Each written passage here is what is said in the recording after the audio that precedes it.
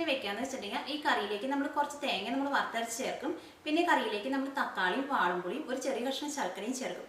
അപ്പോൾ നമ്മുടെ കറിക്ക് ചെറുതായിട്ടൊരു മധുരവും ചെറുതായിട്ടൊരു പുളി ഉണ്ടാവും.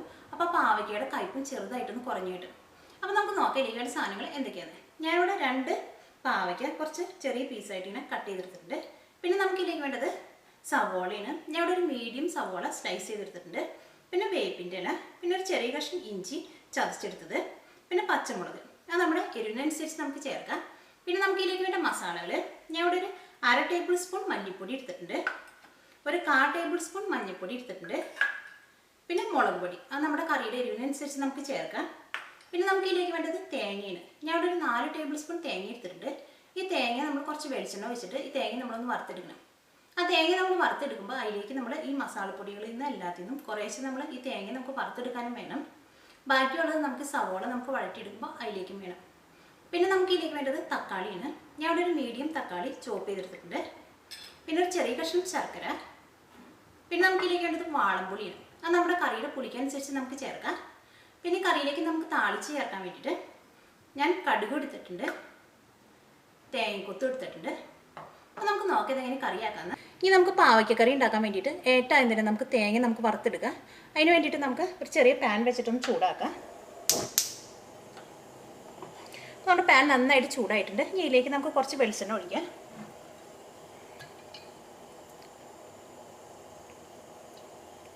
നമ്മുടെ വെളിച്ചെണ്ണ നന്നായിട്ട് ചൂടായിട്ടുണ്ട്. ഇനി ഇതിലേക്ക് നമുക്ക് തേങ്ങ ചേർക്കാം. തീ പതുക്കെ ഒന്ന് കുറച്ച് വയ്ക്കാം.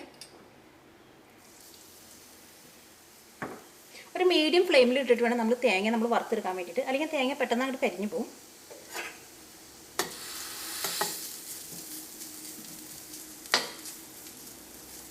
ഈ തേങ്ങ പതുക്കെ ഒന്ന് കളർ മാറി തുടങ്ങുമ്പോൾ ഇതിലേക്ക് നമുക്ക് മല്ലിപ്പൊടിയും മുളക് പൊടിയും മഞ്ഞൾപ്പൊടിയും ചേർക്കണം. അപ്പോൾ തേങ്ങ ചെറുതായിട്ടൊന്ന് കളർ മാറി തുടങ്ങിയിട്ട് ചെറിയൊരു ഗോൾഡൻ ബ്രൗൺ ആയിട്ടുണ്ട്. ഇതിലേക്ക് നമുക്ക് മഞ്ഞൾപ്പൊടി ചേർക്കാം. മഞ്ഞൾപ്പൊടി മുഴുവനും ചേർക്കണ്ട, പകുതി നമുക്ക് ഇപ്പോൾ ചേർക്കാം.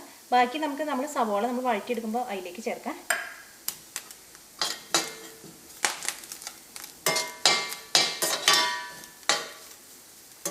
ഇപ്പം മഞ്ഞൾപ്പൊടിയുടെ പച്ചക്കുത്തൊക്കെ ഒന്ന് പോയിട്ടുണ്ട്. ഇനി നമുക്ക് ഇതിലേക്ക് മല്ലിപ്പൊടി ചേർക്കാം.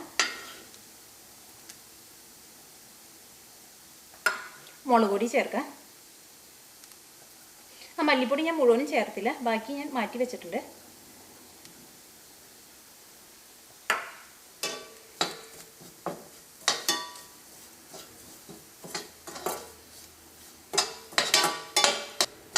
മസാലപ്പൊടികളൊക്കെ ഈ തേങ്ങയിൽ കിടന്ന് നന്നായിട്ട് മുരിഞ്ഞിട്ടുണ്ട്. ഇനി നമുക്ക് തീ ഓഫ് ചെയ്യാം.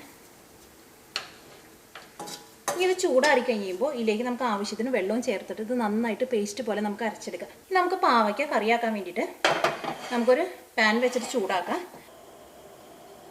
നമ്മുടെ പാൻ നന്നായിട്ട് ചൂടായിട്ടുണ്ട്. ഇനി നമുക്ക് ഏറ്റവും തന്നെ നമുക്ക് സവോളയും ഇഞ്ചിയും പച്ചമുളകും വേപ്പിൻ്റെ ഇല ഇട്ടിട്ട് നമുക്കൊന്ന് വഴറ്റിയെടുക്കാം. അതിന് വേണ്ടിയിട്ട് ഇതിലേക്ക് നമുക്ക് കുറച്ച് വെളിച്ചെണ്ണ ചേർക്കാം.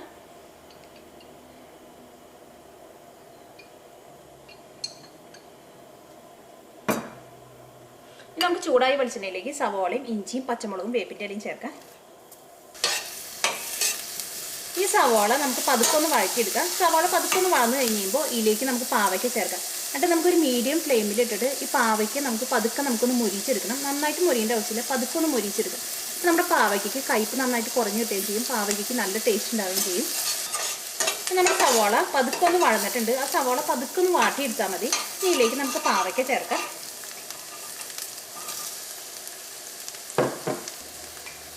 ഇതിലേക്ക് നമുക്ക് ആവശ്യത്തിന് ഉപ്പ് ചേർക്കാം. ഇപ്പം നമുക്ക് പാവയ്ക്കയിലേക്ക് ആവശ്യത്തിനുള്ള ഉപ്പ് ചേർക്കാം. നമുക്കൊരു മീഡിയം ഫ്ലെയിമിലിടാം.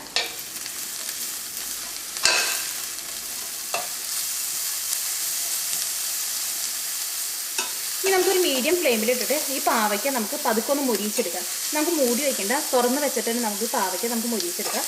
ഈ പാവയ്ക്ക മൊരിഞ്ഞെടുക്കാൻ വേണ്ടിയിട്ട് ഒരു 10 മിനിറ്റെങ്കിലും എടുക്കും. ഈ പാവയ്ക്ക നമ്മൾ പതുക്കൊന്ന് മൊരിച്ചെടുക്കുമ്പോഴേക്കും നമ്മൾ വറുത്ത് വെച്ചേക്കുന്ന തേങ്ങ നന്നായിട്ട് ചൂടാറിയിട്ടുണ്ട്. ഇത് നമുക്കൊന്ന് അരച്ചെടുക്കാം. അതിന് വേണ്ടിയിട്ട് നമുക്ക് ഈ ജാറിലേക്ക് ഇടാം. ഇത് ഏറ്റവും ആദ്യം തന്നെ നമുക്ക് വെള്ളം ഒഴിക്കാണ്ട് ഇത് നമുക്കൊന്ന് ക്രഷ് ചെയ്തെടുക്കാം. അപ്പോൾ ഈ തേങ്ങ നന്നായിട്ട് പൊടിഞ്ഞ് കിട്ടും. അത് കഴിഞ്ഞിട്ട് ഇതിലേക്ക് നമുക്ക് ആവശ്യത്തിന് വെള്ളം ചേർത്തിട്ട് ഇത് നന്നായിട്ട് നമുക്ക് പേസ്റ്റ് പോലെ അരച്ചെടുക്കാം.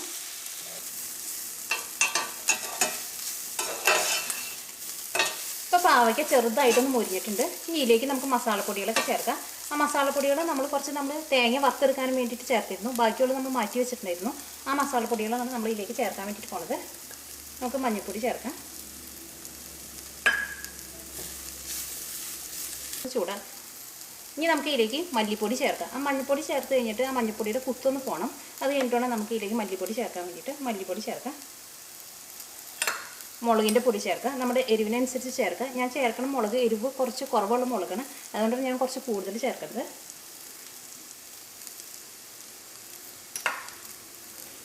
ഇതെല്ലാം കൂടി നമുക്ക് നന്നായിട്ടൊന്ന് മിക്സ് ചെയ്യാം.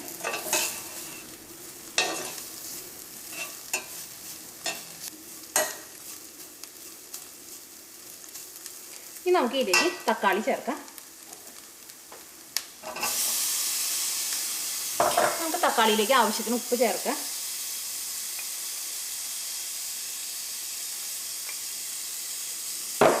ഇതെല്ലാം കൂടിയിട്ട് നമുക്കൊന്ന് മിക്സ് ചെയ്യാം.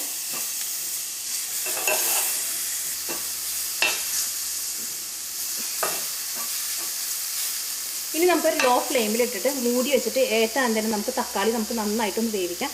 തക്കാളി നന്നായിട്ട് വെന്ത് കഴിഞ്ഞിട്ട് വേണം നമുക്ക് ഇതിലേക്ക് വാളംപുളി ചേർക്കാൻ വേണ്ടിയിട്ട്. നമുക്കൊരു മൂടി വയ്ക്കാം. നമുക്കൊരു ലോ ഫ്ലെയിമിലിടാം.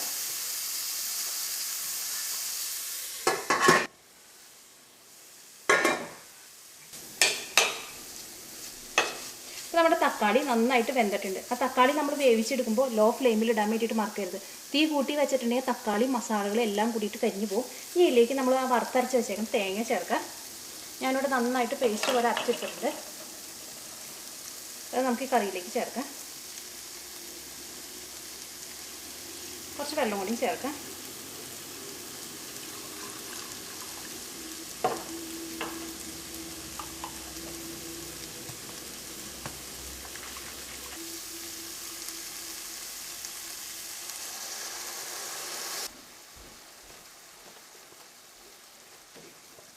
കുറച്ചും കൂടി വെള്ളം ചേർക്കാം. കാരണം എന്താ വെച്ചിട്ടുണ്ടെങ്കിൽ നമ്മുടെ കറിക്ക് കുറച്ച് ഗ്രേവി വേണം.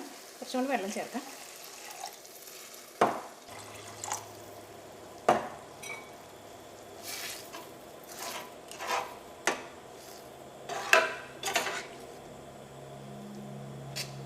ഈ കറിയിലേക്ക് നമുക്ക് വാളംപുളി ചേർക്കാം. അത് നമുക്ക് ഏറ്റായതിന് തന്നെ നമുക്ക് കുറച്ച് വാളംപുളി ചേർക്കാം.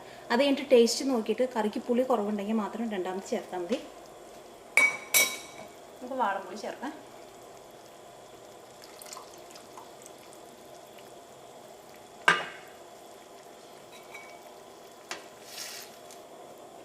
നമ്മുടെ കറിയിൽ കുറച്ച് ഉപ്പ് കുറവുണ്ട്. കുറച്ച് ഉപ്പ് ചേർക്കാം.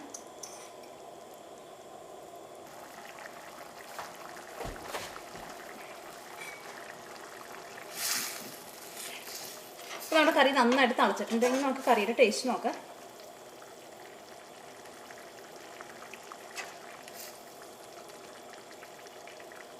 കുറച്ചും കൂടി വാളംപുളി ചേർക്കാം.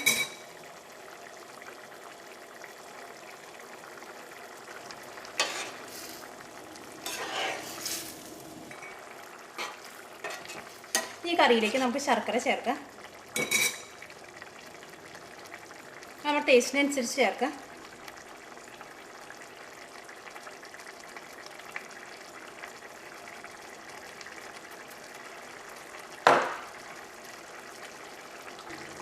ഇനി നമുക്ക് തുറന്ന് വെച്ചിട്ട് ഒരു 2 മിനിറ്റും കൂടി കറി നമുക്കൊന്ന് തിളപ്പിക്കാം.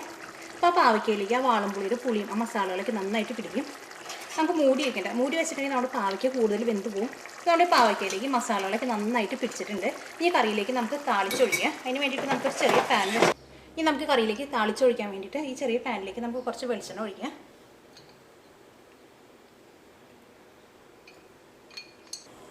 നമുക്ക് ചൂടായ വെളിച്ചെണ്ണയിലേക്ക് ഏറ്റാൻ നമുക്ക് കടുക് ഇട്ടിട്ട് പൊട്ടിക്കാം.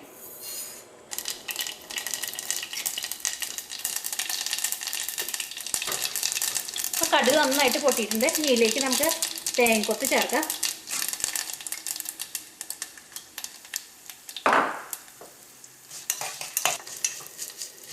ഈ തേങ്ങക്കൊത്ത് ഒരു ഗോൾഡൻ ബ്രൗൺ ആവണം. അപ്പോൾ തേങ്ങക്കൊത്ത് ഒരു ഗോൾഡൻ ബ്രൗൺ ആയിട്ടുണ്ട്. ഇനി നമുക്ക് തീ ഓഫ് ചെയ്യാം. ഇനി നമുക്ക് കറിയിലേക്ക് ചേർക്കാം.